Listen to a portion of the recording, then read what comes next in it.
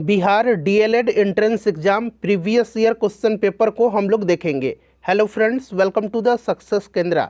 Friends देखिए, आज इस सेशन में हम लोग बिहार डीएलएड एंट्रेंस एग्जाम 2026 के लिए बिहार डीएलएड एंट्रेंस एग्जाम का प्रीवियस ईयर क्वेश्चन पेपर को हम लोग डिस्कस करेंगे। देखिए फ्रेंड्स, अभी 2026 में जो आपका पेपर होगा इसी तरह के क्वेश्चन जो है आपके भी एंट्रेंस एग्जाम में बिहार डीएलएड एंट्रेंस एग्जाम 2026 में पूछे जाएंगे। बड़ा ही इंपॉर्टेंट सेशन है, इसको ध्यानपूर्वक पूरा देख लीजिए। और देखिए, चैनल पर अगर आप पहली बार आए हुए हैं तो चैनल को सब्सक्राइब कर लीजिए और जो बगल में बेल आइकन है, घंटी का निशान है, उसको भी ज़रूर दबा लीजिएगा, ताकि जब भी इसी तरह का कोई भी important video Bihar DElEd entrance exam 2026 से रिलेटेड अपलोड किया जाए तो उसका नोटिफिकेशन सबसे पहले आपके पास पहुंच जाए। तो चलिए फ्रेंड्स, बिना देरी किए हुए सेशन हम लोग स्टार्ट करते हैं।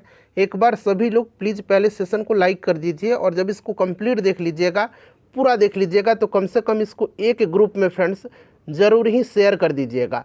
तो चलिए अब हम लोग स्टार्ट करते हैं आज का सेशन। तो देखिए फ्रेंड्स, ध्यान दीजिए, जैसे मैंने आपको बताया है कि आज इस सेशन में हम लोग Bihar DElEd entrance exam previous year question paper को डिस्कस करेंगे। और देखिए, बिहार डीएलएड एंट्रेंस एग्जाम 2026 के लिए मैंने आपको एग्ज़ाम का पैटर्न बताया हुआ है कि किस सब्जेक्ट से कितने प्रश्न पूछे जाएंगे। फिलहाल मैं आपको बता दूं कि देखिए, साइंस के यानी कि विज्ञान के 20 प्रश्न पूछे जाएंगे और सामाजिक अध्ययन के यानी कि सोशल स्टडीज़ के 20 प्रश्न पूछे जाएंगे। तो टोटल देखिए 40 प्रश्नों को आज इस सेशन में हम डिस्कस करेंगे। बड़ा ही इंपॉर्टेंट सेशन है और सबसे खास बात क्या है कि बिहार डीएलएड एंट्रेंस एग्जाम में जो है प्रश्न रिपीट होते हैं प्रीवियस ईयर से। तो इसको पूरा देखिएगा और इसको एक एग्ज़ाम के तौर पर लगाइएगा। ऐसा समझिए क्या कि आप एग्जामिनेशन हॉल में बैठे हुए हैं और बिहार डीएलएड का एंट्रेंस एग्ज़ाम 2026 में आप दे रहे हैं। और ईमानदारी पूर्वक आप सभी लोग अपना अपना जो है स्कोर ज़रूर कमेंट करके बताइएगा। चलिए देखिएगा, प्रश्न पढ़िए कि निम्नलिखित में से तत्वों के वर्गीकरण का वर्तमान में क्या आधार है। बहुत ही बढ़िया प्रश्न है, बेसिक सा प्रश्न है। आंसर निश्चित रूप से आप सभी लोग जानते होंगे, आंसर कमेंट करते चलिएगा, इससे आपका रिवीजन होते चलेगा। तो देखिए, अगर हम बात करते हैं वर्तमान में, तो यानी कि मॉडर्न आवर्त नियम के अनुसार हम बात करेंगे। तो मॉडर्न आवर्त नियम के अनुसार तत्वों के गुण उसके परमाणु संख्या के आवर्त फलन होते हैं, ठीक है। और मॉडर्न आवर्त सारणी में तत्वों को बढ़ते परमाणु संख्या के आधार पर रखा गया है। तो इस प्रकार से राइट आंसर क्या हो जाएगा, तत्वों का परमाणु संख्या। जैसे मैंने आपको बताया है कि मॉडर्न आवर्त सारणी में तत्वों को बढ़ते परमाणु संख्या के आधार पर सजाया गया है। आधुनिक जो आवर्त सारणी है, आधुनिक आवर्त सारणी का श्रेय किसको दिया जाता है, तो मोसले को दिया जाता है, ठीक है ना, हेनरी मोसले को, याद रखिएगा। क्लियर। अच्छा, पूछा जाएगा कि आवर्त सारणी के जनक कौन है, तब आपको मेंडलीफ याद रखना है। बट आधुनिक आवर्त सारणी का पूछा जाएगा तो मोसले याद रखिएगा, ठीक है। चलिए, उसके बाद देखिएगा, अगला प्रश्न है कि घरेलू विद्युत परिपथ में उदासीन तार का रंग कैसा होता है। घरेलू विद्युत परिपथ में उदासीन तार का रंग, तो देखिए उदासीन तार जो होता है उसका रंग होता है कौन सा, काला होता है। उदासीन तार का रंग कैसा होता है, काला होता है। क्लियर, ध्यान रखिएगा। चलिए, और जिसमें धारा प्रवाहित होती है यानी कि जो विद्युन्मय तार होते हैं वो लाल कलर के होते हैं। चलिए, उसके बाद नेक्स्ट क्वेश्चन कर लेंगे। अगला प्रश्न पढ़िएगा फ्रेंड्स, यहाँ से देखिएगा, अगला प्रश्न है कि अंगूर में कौन सा अम्ल सबसे प्रचुर मात्रा में पाया जाता है। किसमें, तो अंगूर में। अब ध्यान से सुनिएगा, मैं आपको यहाँ पर डिटेल में बताने वाला हूँ। देखिए, सबसे पहले पूछा जाएगा कि सिरका में कौन सा अम्ल पाया जाता है। सिरका में, तो सिरका में कौन सा अम्ल पाया जाता है, एसिटिक एसिड पाया जाता है, एसिटिक अम्ल पाया जाता है, ठीक है। क्लियर। अच्छा, अब बात आती है आपका अंगूर की बात कर लेता हूँ। देखिए, अंगूर, कच्चा आम, इमली, याद रखिएगा, अंगूर, कच्चा आम और इमली, इसमें टार्टरिक अम्ल पाया जाता है, ठीक है। और जो खट्टे फल हैं जैसे कि नींबू है, संतरा है, इसमें सिट्रिक अम्ल पाया जाता है, ठीक है। टमाटर में ऑक्जेलिक अम्ल पाया जाता है। क्लियर, ध्यान रखिएगा। सेब में मैलिक अम्ल पाया जाता है, ठीक है फ्रेंड्स। चलिए, अच्छा, जो चींटी वगैरह काटती है तो बड़ा जलन महसूस होता है, तो उनके दंश में कौन सा अम्ल पाया जाता है, तो फ्रेंड्स ये पाया जाता है कौन सा, मेथोनोइक एसिड, ठीक है ना, ध्यान रखिएगा, मेथोनोइक एसिड पाया जाता है। चलिए, उसके बाद देखिएगा कि गोल्जी निकाय स्थानिक रूप से किससे संबंधित है। बताइए, गोल्जी निकाय, बताइए राइट आंसर क्या हो जाएगा। तो फ्रेंड्स देखिए ये संबंधित है स्थानिक रूप से एंडोप्लाज्मिक रेटिकुलम से। किससे? एंडोप्लाज्मिक रेटिकुलम, यानी कि ER इसको बोला जाता है, एंडोप्लाज्मिक रेटिकुलम से। ठीक है, गोल्जी निकाय। और देखिएगा यहाँ पर माइटोकॉन्ड्रिया दिया गया, तो माइटोकॉन्ड्रिया जो है ये कोशिका का पावर हाउस इसको कहा जाता है। राइबोसोम को कोशिका की प्रोटीन की फैक्ट्री कहा जाता है, ये प्रोटीन संश्लेषण का कार्य करता है। ठीक है, चलिए। और यहाँ पर गोल्जी निकाय देख रहे हैं, गोल्जी उपकरण भी कहते हैं, ये कोशिका का यातायात प्रबंधन का कार्य करता है। ठीक है, चलिए उसके बाद नेक्स्ट क्वेश्चन करेंगे कि ट्रिटियम निम्नलिखित में से किसका समस्थानिक है। बहुत ही बढ़िया प्रश्न है, आप देख सकते हैं। तो आपको पता है कि हाइड्रोजन के कितने परमाणु कितने समस्थानिक हैं? तो हाइड्रोजन के 3 समस्थानिक हैं। कौन कौन से हैं? तो नाम याद रखिएगा कौन कौन से हैं। तो एक तो यहाँ पर देखिए आपका ट्राइटियम दे दिया गया है, दूसरा याद रखिएगा प्रोटियम, और एक ड्यूटीरियम। यहाँ पर मैं लिखता हूँ प्रोटियम। ठीक है, ध्यान रखिएगा प्रोटियम, और एक और है ड्यूटीरियम। ठीक है ना, याद रखिएगा प्रोटियम और ड्यूटीरियम या ड्यूटेरियम, जो भी आप पढ़ लें, याद रखिएगा ड्यूटीरियम। अब देखिएगा तो कौन कौन से हो गया? प्रोटियम, ड्यूटीरियम, ट्राइटियम, ये 3 आपके हाइड्रोजन के जो है समस्थानिक है, याद रखिएगा आप। ठीक है, तो यहाँ पर आपका हो जाएगा ऑप्शन नंबर बी, हाइड्रोजन। चलिए उसके बाद देखिएगा कि उत्तक संवर्धन द्वारा जीवाणु और विषाणुओं से मुक्त पौधों को प्राप्त करने की उत्तम विधि है, बताइए। तो देखिए पौधों में उत्तक संवर्धन द्वारा जीवाणु एवं विषाणुओं से मुक्त पौधों को प्राप्त करने की जो सबसे उत्तम विधि है, ये सूक्ष्म प्रवर्धन विधि है। तो यहाँ पर आप देख सकते हैं सूक्ष्म प्रवर्धन यानी कि माइक्रो प्रोपरेशन। ठीक है ना, चलिए उसके बाद देख लीजिएगा कि निम्नांकित कथनों में से कौन सा कथन आवृत्ति का बेहतर वर्णन कर रहा है। किसका? आवृत्ति का। आवृत्ति का कौन सा इसमें से बेहतर वर्णन कर रहा है? अच्छा, अगर हम बात करते हैं आवृत्ति की, तो देखिए आवृत्ति का SI मात्रक जो होता है ये हर्ट्ज होता है। क्या होता है फ्रेंड्स?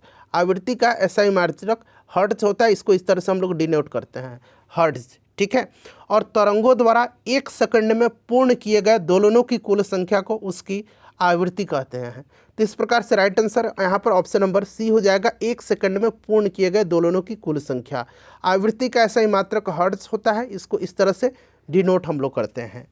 चलिए उसके बाद अगला प्रश्न हमारा है कि वाष्पीकरण की गुप्त ऊष्मा का उपयोग होता है, बताइए। वाष्पीकरण की गुप्त ऊष्मा का प्रयोग क्वथनांक पर द्रव के कणों के बीच आकर्षण बल से बाहर निकलने में होता है। तो इस प्रकार से देखिए ऑप्शन नंबर सी हो जाएगा, क्वथनांक पर द्रव के कणों के बीच आकर्षण बल से निकालने में। इसको आप ध्यान रखिएगा। ठीक है, चलिए उसके बाद देख लीजिएगा कि धसा रंग वाला पौधा कौन सा है। धसा रंग वाला पौधा जो है इसमें से कनेर है, नेरियम है, ध्यान रखिएगा। चलिए अगला प्रश्न है कि पृथ्वी के वायुमंडल में पाई जाने वाली गैसों में नाइट्रोजन की मात्रा कितनी होती है। नाइट्रोजन की मात्रा पूछा गया। तो देखिए अगर परसेंट में पूछेगा तो आपको 78% तो याद ही होगा। ठीक है ना, तो इस प्रकार से आप देख सकते हैं, यहाँ पर परसेंट में तो नहीं है, इस तरह से दिया गया है, तो इसका 0.7808 भाग होता है। ठीक है ना, तो ऑप्शन नंबर बी हो जाएगा।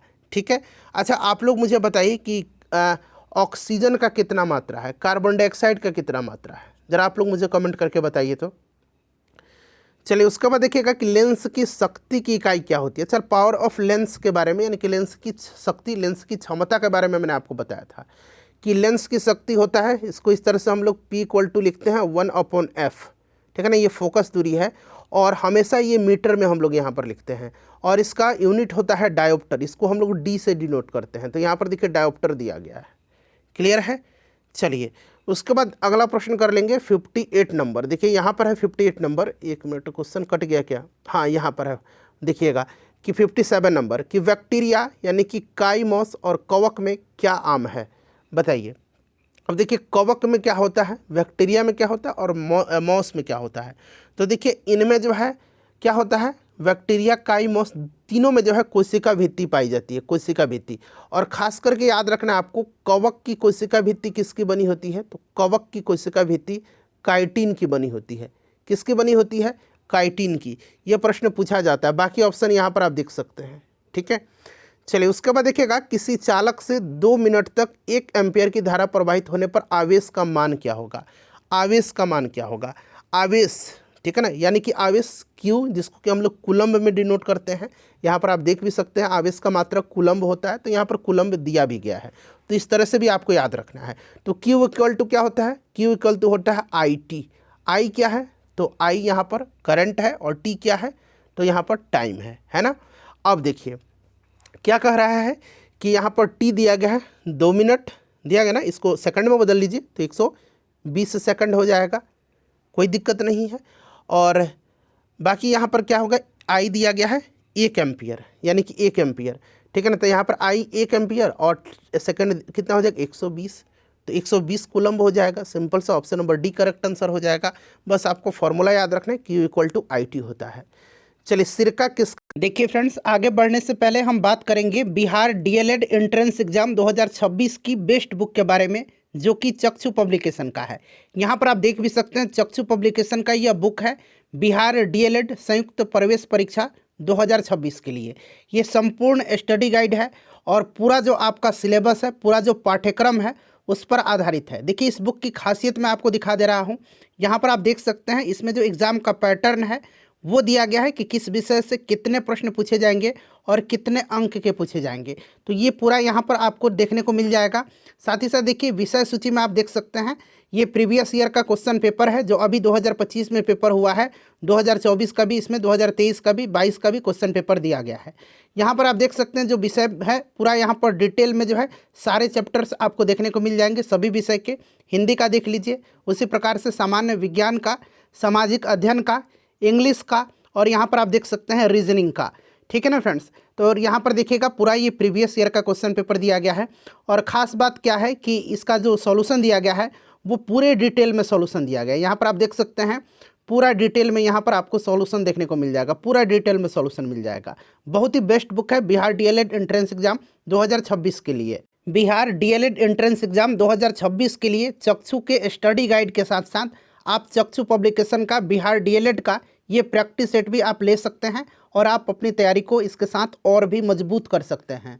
तो देखिए अभी मैंने आपको बताया था कि क्या हो जाएगा, एसिटिक एसिड सिरका में पाया जाता है और ये पानी में, यानी कि सिरका 5 से 8% एसिटिक एसिड का जलीय विलयन है। तो ऑप्शन नंबर यहाँ पर डी राइट आंसर हो जाएगा, ठीक है। चलिए उसके बाद देखिएगा कि जनसंख्या में भारत की वैश्विक स्थिति क्या है। तो जनसंख्या के मामले में भारत जो है विश्व में दूसरा स्थान रखता है और क्षेत्रफल के मामले में भारत 7वां नंबर पर है, ठीक है ना। ये सब भी आप ध्यान रख सकते हैं। चलिए उसके बाद देखिएगा कल्पक्कम जो है ये किस लिए प्रसिद्ध है। अच्छा कल्पक्कम जो है ना ये कहाँ पर है, तो ये आपका तमिलनाडु में पड़ता है और यह एक प्रकार का नाभिकीय ऊर्जा संयंत्र है, ठीक है ना कल्पक्कम। तो यहाँ पर नाभिकीय ऊर्जा संयंत्र हो जाएगा, ठीक है। चलिए उसके बाद देखिएगा कि 20 मीटर प्रति सेकंड की रफ्तार से सरल रेखीय पथ पर चल रही बस का त्वरण 4 मीटर पर सेकंड स्क्वायर दिया गया है, ठीक है। त्वरण का यूनिट ही होता है मीटर पर सेकंड स्क्वायर, ध्यान रखना आपको। 2 सेकंड के पश्चात इसकी चाल क्या होगी बताइए। तो देखिए 2 सेकंड के पश्चात इसकी चाल पूछ रहा है। तो यहाँ पर आप देख सकते हैं 20 मीटर प्रति सेकंड है इसकी रफ्तार, यानी कि यू जिसको कि हम लोग इनिशियल वेलोसिटी बोलते हैं। यू कितना दिया गया है, 20 मीटर पर सेकंड दिया गया है ना। उसके बाद देखिएगा एक्सेलरेशन दिया गया है 4 मीटर पर सेकंड स्क्वायर, त्वरण यहाँ पर आप देख सकते हैं, और समय 2 सेकंड के पश्चात करें, यानी कि t इक्वल टू 2 सेकंड हो जाएगा। अब फॉर्मूला आपको याद होगा कि क्या होता है, v minus u equal to AT आपको याद होगा, ठीक है ना। तो यहाँ से आपको क्या चाल निकालना है ना, चाल निकालना है। तो यहाँ से आपको कितना हो जाएगा, v आपको निकालना है ना। u आपको दिया गया है कितना, 20 दिया गया है, ये कितना दिया गया है, 4 दिया गया है, और टाइम 2 सेकंड। तो ये 4 दूना 8 हो जाएगा, इधर 20 है तो इधर प्लस में आ जाएगा तो 28 हो जाएगा, यानी कि v इक्वल टू कितना हो जाएगा, 20 जोड़ 8 28 मीटर पर second. Option D correct answer हो जाएगा, ठीक है। चलिए जीवन का भौतिक आधार क्या है, बहुत ही इंपॉर्टेंट क्वेश्चन है। जीवन का भौतिक आधार क्या है, तो यह आपका क्या हो जाएगा, जीव द्रव। जीव द्रव, ठीक है ना, जीव द्रव है जिसको कि हम लोग बोलते हैं साइटोप्लाज्म, ठीक है, जीव द्रव है, क्लियर। तो यहाँ पर जीव द्रव राइट आंसर हो जाएगा। चलिए उसके बाद देखिएगा कि निम्न में से किस ईंधन को पर्यावरण स्नेही माना जाता है, पर्यावरण अनुकूल कह लीजिए। तो ये आपका CNG को माना जाता है, कंप्रेस्ड नेचुरल गैस, हिंदी में बोलेंगे संपीड़ित प्राकृतिक गैस, ठीक है ना, बट अंग्रेजी में इसको कंप्रेस्ड नेचुरल गैस बोला जाता है। ये लिक्विफाइड पेट्रोलियम गैस है, ठीक है ना। तो ऑप्शन बी यहाँ पर राइट आंसर हो जाएगा। चलिए, जी का वर्तमान मान लगभग है। देखिए बड़ा इंपॉर्टेंट है, जी जो है ना ये सार्वत्रिक नियतांक है और इसका वैल्यू बड़ा पूछा जाता है। तो यूनिट याद रखिएगा, वैल्यू भी याद रखिए। यूनिट इसका होता है न्यूटन मीटर स्क्वायर पर केजी स्क्वायर, ठीक है ना। ये होता है 6.67 गुना 10 के पावर -11 होता है, ध्यान रखिएगा। और यूनिट आप ज़रूर याद रखिएगा ये। चलिए, उसके बाद देखिएगा अगला हमारा आ गया। अब यहाँ पर देखिए सामाजिक अध्ययन का प्रश्न आ गया ना। देखिए कह रहे हैं कि संयुक्त राष्ट्र संघ की स्थापना कब हुई थी। बताइए, कितना इंपॉर्टेंट क्वेश्चन है ये। तो संयुक्त राष्ट्र संघ की स्थापना हुई थी 24 अक्टूबर 1945 को, और 24 अक्टूबर को ही संयुक्त राष्ट्र संघ दिवस मनाया जाता है। 24 अक्टूबर 1945 को, याद रखिएगा 24 अक्टूबर 1945 को, ठीक है। और इसका हेडक्वार्टर न्यूयॉर्क में है, ये भी आप ध्यान रखिएगा। चलिए, उसके बाद देखिए मॉन्टेस्क्यू ने कौन सी पुस्तक लिखी है, बताइए। अच्छा, दास कैपिटल आपको याद है क्या? दास कैपिटल कार्ल मार्क्स की रचना है, दास कैपिटल, है ना। और मॉन्टेग्यू की रचना जो है ये कौन सी है? तो अंग्रेजी में इसको हम बोलेंगे the spirit of laws. The, यहाँ मैं लिख देता हूँ, the spirit of laws. Laws मतलब कानून होता है। तो यहाँ पर देखिए कानून की आत्मा या विधि की आत्मा, द स्पिरिट ऑफ लॉज यानी कि विधि की आत्मा, या कभी कभी कानून की आत्मा भी ऑप्शन में देता है। तो याद रखिएगा ये आपका ऑप्शन नंबर बी हो जाएगा। दास कैपिटल कार्ल मार्क्स की है, ठीक है। चलिए देखिए, निम्नलिखित में से कौन भारत में वाणिज्यिक फसल है? इसमें से वाणिज्यिक फसल जो है ना, इसमें से कौन सा हो जाएगा? तो वाणिज्यिक फसल की बात करते हैं तो तंबाकू तो है ही, इसमें से आप देख सकते हैं तंबाकू है। उसके बाद देखिएगा इसके अलावा कपास भी है, जूट भी है, ये सब भी होता है, रबड़ वगैरह होता है, ठीक है, मसाले हैं, ये सब हो जाएंगे। तो उपरोक्त तो सभी यहाँ पर राइट आंसर हो जाएगा। चलिए, उसके बाद देख लीजिएगा अगला प्रश्न क्या पूछा गया है कि मापनी में हर व्यक्त करता है। हर, अंश हर आपने पढ़ा है ना, बताइए। मापनी में हर जो होता है ना ये धरातली दूरी व्यक्त करता है। ये आप लोग 9th-10th में पढ़िएगा ना, तो ये आपको ज्योग्राफी में ये सब मिलेगा। अच्छा, गरीबी हटाओ का नारा कब दिया गया था? गरीबी हटाओ, तो फ्रेंड्स ये 1971 में, ठीक है ना। आमसभा चुनाव जो हुए थे, लोकसभा चुनाव के दौरान श्रीमती इंदिरा गांधी जी ने दिया था गरीबी हटाओ का नारा। चलिए, किस राज्य में खनिज तेल का विशाल भंडार स्थित है, बताइए। तो अगर हम बात करते हैं तो यहाँ पर आप देख सकते हैं असम में जो है ना पहला जो है आपका तेल शोधन कारखाना है दिग्बोई में। आपको याद होगा दिग्बोई में है, असम में ही दिग्बोई है। तो ये पहला तेल शोधन कारखाना है दिग्बोई, असम में जो है। इसमें से विशाल भंडार है इनका, ये चीज़ आप ध्यान रख लीजिएगा, ठीक है ना। चलिए, उसके बाद गुजरात में भी है और मुंबई हाई भी आपको याद होगा। चलिए, उसके बाद देखिएगा कि हजीरा विजयपुर जगदीशपुर पाइपलाइन जो है दिए गए राज्यों में से किस राज्य से नहीं गुजरता है, बताइए। तो देखिए, हजीरा ये गुजरात में पड़ता है, विजयपुर मध्य प्रदेश में पड़ता है, जगदीशपुर उत्तर प्रदेश में पड़ता है। हजीरा पड़ता है कहाँ पर? गुजरात में। विजयपुर कहाँ पर पड़ता है? मध्य प्रदेश में। और जगदीशपुर उत्तर प्रदेश में। तो यहाँ पर आपका महाराष्ट्र हो जाएगा, महाराष्ट्र से नहीं गुजरता है, ठीक है। अच्छा, ये वाला प्रश्न देखिएगा कि ला नीना जो है किस महासागर में उत्पन्न होती है?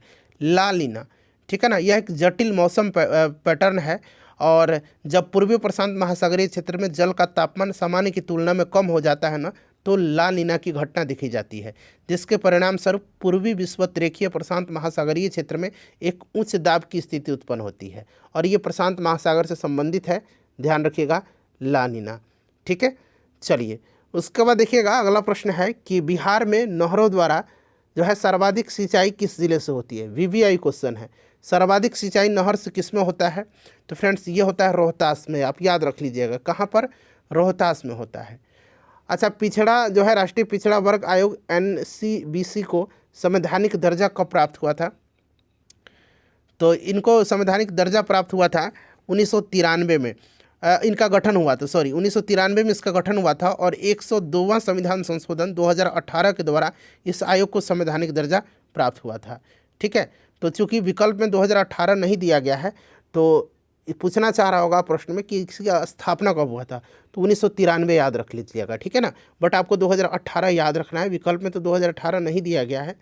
चलिए, मतदाता सूची का परीक्षण कितने वर्षों में होता है, बताइए। तो वोटर लिस्ट का परीक्षण 5 वर्ष में किया जाता है, क्योंकि प्रत्येक 5 वर्ष पर हमारे यहाँ जो चुनाव होते हैं, नए नए मतदाता आते हैं, वो भी चुनाव देते हैं, इसीलिए ये कार्य जो है चुनाव आयोग जो है करता है। तो यहाँ पर 5 वर्ष हो जाएगा। चलिए, इंग्लैंड में औद्योगिक क्रांति किस उद्योग से प्रारंभ हुई थी? अच्छा, इंग्लैंड में ही थी औद्योगिक क्रांति, और इंग्लैंड में ही एक बार ग्लोरियस रिवॉल्यूशन हुआ था, ठीक है ना, ग्लोरियस, जिसको कि गौरवशाली क्रांति या गौरवपूर्ण क्रांति बोलते हैं, गौरवपूर्ण क्रांति, ध्यान रखिएगा। अच्छा, ये औद्योगिक क्रांति तो हुई थी इंग्लैंड में ना, और ये वस्त्र उद्योग से हुई थी, जूट उद्योग से, ध्यान रखिएगा। और इंग्लैंड में ही क्यों हुई थी? तो क्योंकि उसके पास जो है उपनिवेश और कच्चे माल की उपलब्धता थी, ठीक है। और साथ ही साथ इसका प्रतिद्वंदी कौन था औद्योगिक क्रांति के दौर में? तो ये जर्मनी था। अच्छा, ये गौरवपूर्ण क्रांति भी वहीं पर हुई है, ग्लोरियस रिवॉल्यूशन, ये हुई थी 1688 में। तो ये सन पूछा जाता है, इसको आप ध्यान रखिएगा। चलिए देखिएगा कि विविधताओं के बीच सामंजस्य की स्थापना की सर्वाधिक क्षमता किस शासन व्यवस्था में देखी जाती है? बताइए, सोच समझ के बताइए। तो ये निश्चित रूप से है, विविधता जो है, हम कहते हैं ना कि विविधता में ही एकता है। तो ये सब कहाँ फलता फूलता है? जहाँ लोकतंत्र है वहीं तो सिंपल सा बात है, जो डेमोक्रेटिक कंट्रीज़ हैं वहीं पर होगा, लोकतंत्र में, ठीक है। चीनी उत्पादन में अग्रणी राज्य कौन सा है? तो चीनी उत्पादन में अग्रणी राज्य जो है ना, ये कौन सा है फ्रेंड्स? तो ये आपका महाराष्ट्र, मतलब सॉरी, उत्तर प्रदेश हो जाएगा, ठीक है। अच्छा, अलेक्जेंड्रिया किस सागर के किनारे बसा हुआ है? अलेक्जेंड्रिया जो है ये मिस्र में है, ठीक है ना, और ये बसा हुआ है भूमध्य सागर के किनारे। तो यहाँ पर देखिए भूमध्य सागर हो जाएगा, ठीक है। चलिए, उसके बाद देखिएगा कि आधिकारिक रूप से कितने वर्षों पर जनगणना होती है? तो जनगणना वैसे आधिकारिक तौर पर देखा जाए तो 10 वर्ष पर होती है ना, 10 वर्ष पर, 10 वर्ष पर। पहली बार अगर हम बात करते हैं तो जनगणना कब हुई थी? तो 1872 में हुई थी ना। चलिए, तो यहाँ पर 10 वर्ष राइट आंसर हो जाएगा, लॉर्ड मेयो के समय में। उसके बाद लॉर्ड रिपन के कार्यकाल से जो है नियमित जनगणना शुरू हुई थी। चलिए, उसके बाद देखिएगा 82 नंबर कि 15वीं लोकसभा में महिलाओं की कितनी भागीदारी थी? 15वीं लोकसभा में, ठीक है। अभी तो 17वीं लोकसभा में है, महिला सांसदों की संख्या 78 है, ध्यान रखिएगा। अभी वाला आप याद रख लीजिएगा, 78 है, ठीक है ना। उस समय की बात करते हैं तो यहाँ पर भागीदारी जो है इतना 0.1068% आ जाना चाहिए। चलिए, प्रथम विश्व युद्ध कितने वर्षों तक चला था? तो 14 में शुरू हुआ था और 18 में ख़त्म हो गया था, ठीक है ना। तो यानी कि चला था कितने? तो 4 वर्ष तक, 1914 से 1918 तक चला था। और इसका तात्कालिक कारण पूछा जाता है, तो इसका तात्कालिक कारण हुई थी ऑस्ट्रिया के जो राजकुमार था फर्डिनेंड, उसकी राजधानी, उसकी जो हत्या बोस्निया की राजधानी में सेराजोवा में हुई थी, इसीलिए, ठीक है ना। उसके बाद देख लीजिएगा इनमें से कौन सा निम्नलिखित में से मोटा अनाज है? तो मोटा अनाज तो इसमें से सभी हो जाएगा ना, ज्वार, बाजरा, रागी, ये सब मोटा अनाज है ना, ठीक है। चलिए, उसके बाद देख लीजिएगा कि यूएनओ का कौन सा अंग पैलेस दी हेग नीदरलैंड पैलेस से कार्य करता है? तो आपको याद होगा कि यूनाइटेड नेशन का, यानी कि संयुक्त राष्ट्र संघ का अंतर्राष्ट्रीय न्यायालय है ना, इसका हेडक्वार्टर कहाँ पर है? नीदरलैंड के द हेग में है ना, द हेग में। तो ये हो जाएगा आपका अंतर्राष्ट्रीय न्यायालय, याद रखिएगा, ठीक है। तो फ्रेंड्स, बताइए अपना स्कोर, सेशन को लाइक कर दीजिए, और पूरा जीके जीएस हम आपको कवर करवा देंगे DElEd, Bihar DElEd previous year question paper से।